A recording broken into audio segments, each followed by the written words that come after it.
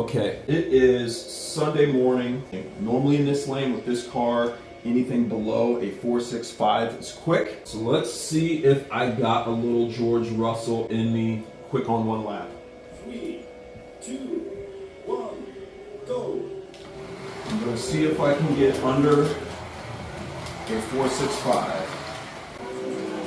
All right, first lap's above 6 seconds. 4.7. 4.66.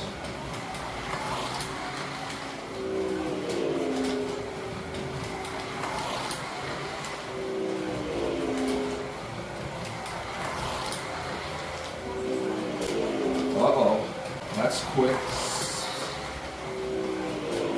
Come on. 8 laps in.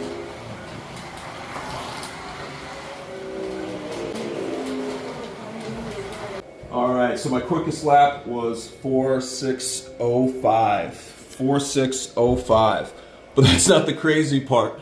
I'm running this whole setup, the iPad, the control unit, the whole track, the TV, everything, off a jump box, baby. Mac Daddy, wanna make you?